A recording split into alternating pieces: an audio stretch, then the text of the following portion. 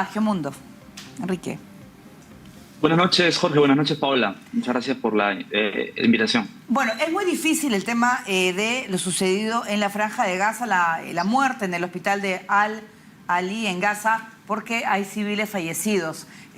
Tanto Israel como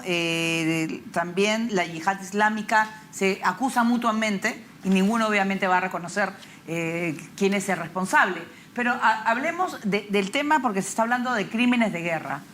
¿Eso califica como crímenes de guerra? Evidentemente sí, independientemente de quién, digamos, cuál es el grupo o cuál facción o qué bando en el conflicto lo haya propiciado, evidentemente cualquier conducta relacionada al ataque, por ejemplo, indiscriminado contra un hospital o un asentamiento hospitalario, que no necesariamente podría ser un hospital, sino, por ejemplo, un centro de atención de personas heridas que no necesariamente tiene esas características, por ejemplo, un refugio de heridos o enfermos, sigue siendo considerado como una estructura hospitalaria médica en virtud del Cuarto Convenio de Ginebra de 1949 y por lo tanto es una infraestructura en objeto de ataque militar de ningún bando. Entonces, independientemente de quién lo haya propiciado, constituye per se un crimen de guerra. Y no solamente está regulado, por ejemplo, en uno de los 4 convenios de Ginebra, que es el cuarto específicamente, sino también en el protocolo adicional número 1 del año 77, que también faculta digamos, las partes en el conflicto a la posibilidad de establecer estructuras o infraestructura médica para atender a los heridos. Cuando hablamos de heridos, hablamos pues de no solamente combatientes heridos, sino también niños, adultos, sanos, que seguramente son ajenos o parte de la población civil ajena al conflicto, pero que reciben seguramente ataques también o los daños también. Entonces, hay una salvaguarda por parte del derecho internacional humanitario a partir de las normas convencionales que he narrado, y también estas normas, por más allá que, por ejemplo, en el caso de Israel no es parte del protocolo adicional número 1, debe reconocer las implicancias o la obligación que genera este instrumento, dado que también tiene un alcance consuetudinario y ha sido así reconocido por la doctrina y la jurisprudencia internacional. En tanto Israel no es parte, seguramente, por ejemplo, objetará la obligatoriedad que genera este tipo de normas, pero como lo he mencionado, tiene un alcance consuetudinario en el marco del derecho internacional general y es una obligación para todos los estados, independientemente seas o no seas parte. Y ahí quiero añadir algo pequeño y adicional, que por ejemplo el propio protocolo adicional faculta la creación o la instalación de un comité internacional humanitario de encuesta, que es básicamente una comisión de investigación que se traslada a los hechos para investigar la situación in situ. Sin embargo, en ese caso, sí habría que tener consentimiento de los estados parte o de los estados no parte a través de un consentimiento ad hoc, lo que, digamos, ciertamente no va a ocurrir ante la objeción o, digamos, la negatividad que podría tener Israel en este caso, pero creo que hay remedios en el derecho internacional, por ejemplo, instalación de comisiones de investigación por parte no solamente del Consejo de Seguridad, sino también de la propia Asamblea General de Naciones Unidas. Hay experiencias en ese caso y podrían instalarse para investigar realmente lo ocurrido, que hoy, de hecho, es un poco incógnito, ¿no? Enrique, ¿qué restricciones establece el derecho internacional humanitario para equilibrar la necesidad militar con el respeto de los no combatientes, con respeto de la vida y la integridad de los no combatientes en conflictos armados? Sí, en efecto. Bueno, el derecho internacional humanitario, como seguramente ya lo han comentado mis antecesores entrevistados, ciertamente se aplica en el marco de la de hostilidades. Obviamente hay varios principios que son reconocidos también consuetudinariamente, establece entre ellos el principio de necesidad militar, el principio de humanidad, el principio de proporcionalidad, que es un poco lo que refieres, y que implica aplicar o usar métodos y medios válidos en un conflicto, ¿no? Por ejemplo, mal sería pensar, por ejemplo, que para tener una ventaja militar directa y concreta se puede utilizar indiscriminadamente, por ejemplo, un ataque nuclear, ¿no? O una explosión atómica, o que, por ejemplo, que es un poco lo que ocurre en estos casos, estos asesinatos selectivos, ¿no?, contra ciertas combatientes o milicianos o de algún cargo político dentro de la estructura política armada de Hamas, implique, por ejemplo, destruir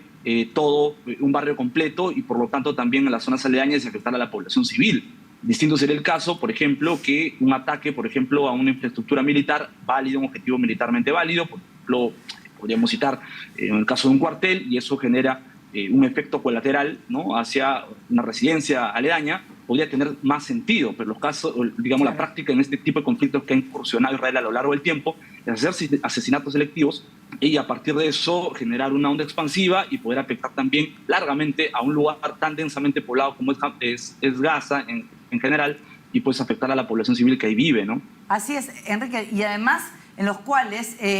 por ejemplo, se sabe que se ha avisado, se ha estado mandando unos volantes para que puedan desalojar la zona norte de Gaza porque iba a haber la intervención militar que se ha postergado, pero los terroristas de Hamás también han ingresado a territorio israelí y han matado a civiles. Ellos también han cometido ahí una falta. Y también sería, Hamás se escuda en los civiles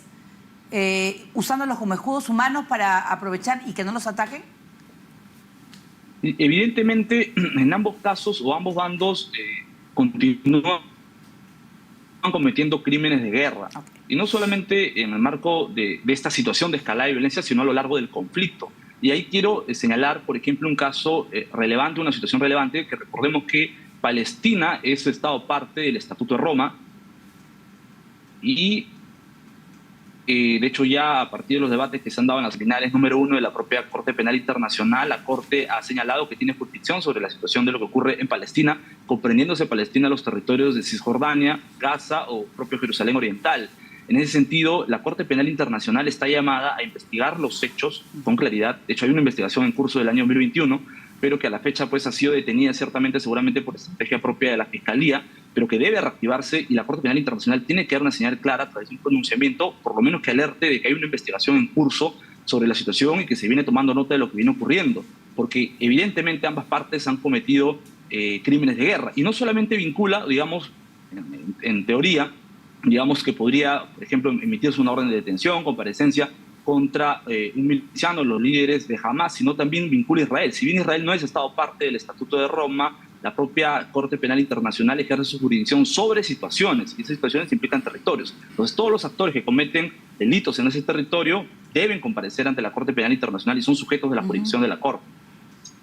Precisamente, Enrique, esto creo que es una distinción muy importante que has hecho, ¿no? Si bien es cierto, Israel no es parte del Estatuto de Roma, no reconoce la competencia de la Corte Penal Internacional, pero en tanto estamos hablando de hechos que se dan en territorios que se atribuyen al Estado de Palestina, pues los nacionales israelíes, así su Estado no haya suscrito, no se haya adherido al Estatuto de Roma, pues podrían ser perseguidos, y lo mismo sucedería con los militantes de Hamás o de la Yihad Islámica o de cualquiera que cometa crímenes de guerra en los territorios ocupados de Palestina. Eso es así totalmente. Y un caso, por ejemplo, por citar analógicamente otra situación, es lo que ocurre en el conflicto ucraniano. Recordemos que Rusia no es Estado parte del Estatuto de Roma, Ucrania tampoco, pero ha activado su jurisdicción a través de una declaración, una nota diplomática enviada en el año 2014, que faculta que la Corte pueda investigar las situaciones de criminalidad que puedan ocurrir desde ese año en adelante, digamos hasta la actualidad. Y no siendo Rusia un Estado parte, la Corte Penal Internacional, con el nuevo encargado fiscal, el fiscal general, que es Karim Khan, británico, ha aperturado una investigación sobre la situación y de hecho ha emitido una orden de detención este año contra Vladimir Putin y María Belova, que es la suerte de ministra de la Infancia, de la Juventud dentro de Rusia, por el desplazamiento, el traslado forzoso de niños, en su mayoría, de territorios ucranianos y llevados hacia Rusia para, digamos, patentar o plantear un proceso de rusificación de estas personas. Entonces, la Corte Penal Internacional ha abierto investigación, claramente, se nota ahí, y hay una orden de detención, 2 mandatos de detención que se cursan en Interpol seguramente y alertan al Estatuto de Roma y tienen que detener a Vladimir Putin. Y eso le ha, digamos, evitado que, por ejemplo, estas giras que nos mantenía o nos tenía siempre visibles la figura de Vladimir Putin viajando a varios lugares, por ejemplo, una cumbre de BRICS este año en Sudáfrica y no pudo viajar, porque Sudáfrica es Estado parte del Estatuto de Roma. Entonces, lógicamente, había una voluntad de no querer detenerlo, pero ante esa situación de riesgo prefirió no viajar, ¿no? Sí, Enrique, y también de acuerdo al derecho internacional, Israel está permitiendo el acceso a ayuda humanitaria, se había cortado el agua, la luz, o sea, eso forma parte también de los derechos humanos, ¿no es cierto? Derecho a toda persona a tener acceso a todo ese tipo de servicios. Evidentemente, ningún bloqueo puede suspender, por ejemplo, el suministro eléctrico, las necesidades hídricas de un lugar Y de un lugar tan complejo, porque hay que ver las cosas en la medida de la situación, en su contexto real. Cuando hablamos de Gaza, estamos hablando de un lugar que solamente pues, tiene una fuente acuífera de agua, digamos, propia para el suministro humano, ¿no? Entonces, ciertamente requiere de recursos o capacidades que no necesariamente se van a generar ahí. Y por lo tanto, el deber de la potencia ocupante es mucho mayor. Es mucho mayor. Hay un deber de cuidado y de mantener desde la higiene hasta, digamos, la más gran cantidad de necesidades básicas que tiene que ser asistido este pueblo. Entonces, eso no es actual, ¿no? De hecho, han existido, por ejemplo, casos en la Corte Suprema de Israel propiamente, en la que algunos ciudadanos palestinos implicados en Israel han demandado al propio Estado por la situación de recortes de suministro eléctrico o suministro hídrico. Entonces, esa es una situación compleja que no es de ahora, seguramente con mayor relevancia hoy día,